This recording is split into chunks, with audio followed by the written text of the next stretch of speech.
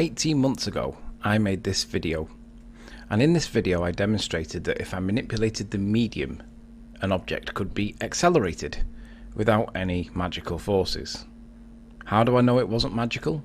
Because I caused it. It's part of scientific method. What I'm now going to try and prove is that if I change the density of the medium, I will cause the effect by adding salt. So if I can change it, because I'm the experimenter and I'm manipulating my presumed cause, my independent variable is the medium, if that egg moves, I've caused it. We know the parts per million is about 300. All we need to do is pour some of this in. Hey, what do you know? The egg's immediately moved. But if you're going to infer that gravity in any way whatsoever did something in this test, unfortunately you are working outside of scientific method.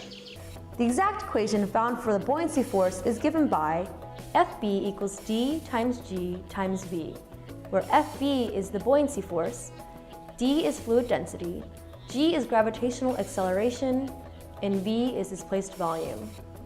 Gravity, you fucking retard! Gravity! Have you ever heard of fucking gravity? Gravity! Gravity!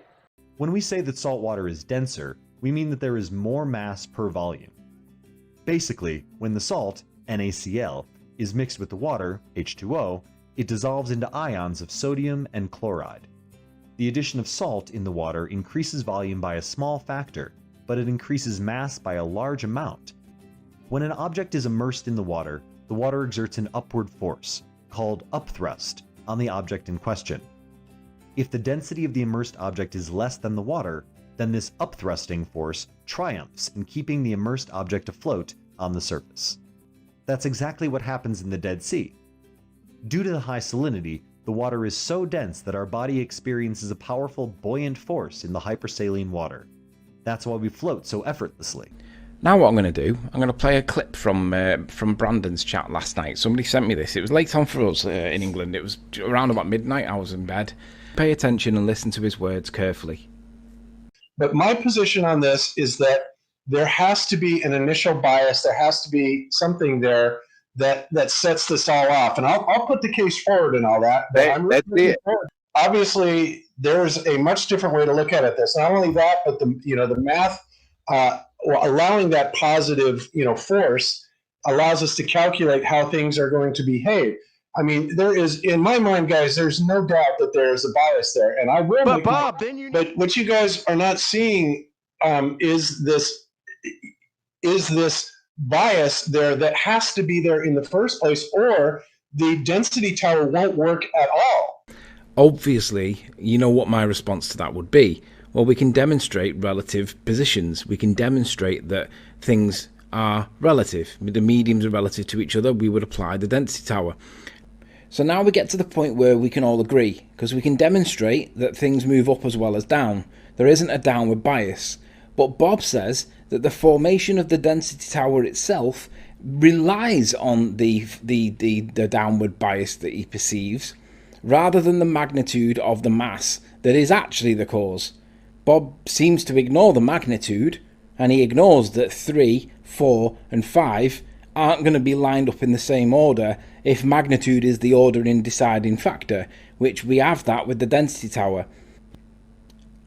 Back in the day when I was a baby flat earther, I used to watch a show called Globebusters, and I learnt in that show that there's two pieces of equipment, either a Faraday cage or a zero gauge chamber, that will shield and protect or insulate or isolate objects from electromagnetic interference. If we put a density tower, or if Bob puts a density tower, inside a Faraday cage, it then becomes electromagnetically shielded. That means if there is a bias there, it's then not there anymore, because the bias has been removed. So we've got a scientific method there, haven't we, Bob? So, let's see you put your money where your mouth is here, as it were, and demonstrate it like I did. I thought the medium caused it, and I manipulated the density of the medium, and an acceleration was caused, and we all understand it because it's demonstrable. It's repeatable, it doesn't require a load of money to do it, or expensive equipment where NASA then gets involved and we can't validate it or whatever. You can do this in the kitchen. Now, Bob makes the claim that in the vomit comet collapses the density tower. And why is that? Well, the problem is, Bob doesn't really need to do the density tower hypothesis test, does he? Because the plane acts as a Faraday cage.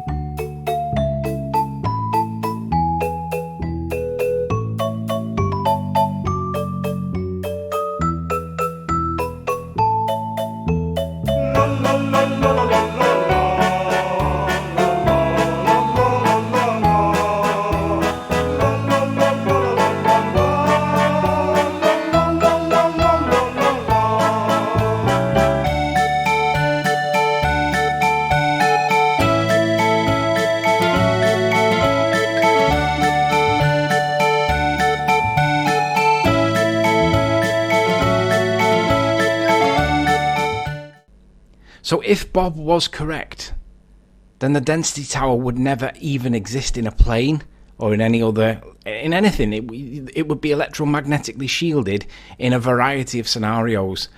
A car, a tanker, a plane, you name it, you could just put anything becomes a Faraday cage. And that electromagnetically shields out the thing that he claims is the cause. You know that without even doing the test.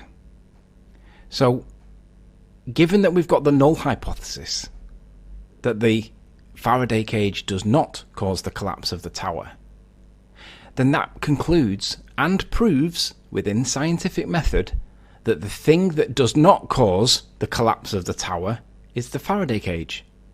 That means there is no downwards bias, Bob. I don't know what you're doing, Bob, but you said that you weren't going to allow certain people in.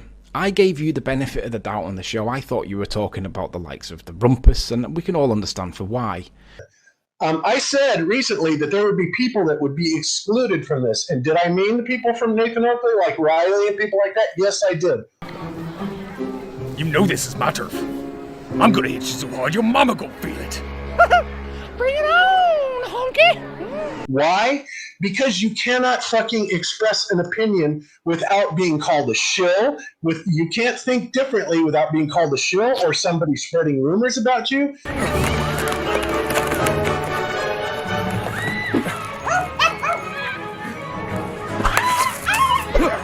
But then you elaborated and said that you'd not let me in.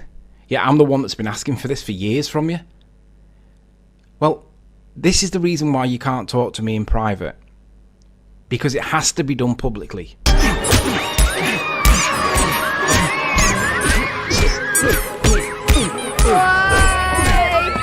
Nobody minds you having your opinion, Bob. But everybody minds that you're ramming it down everyone's throat because you're actually causing division.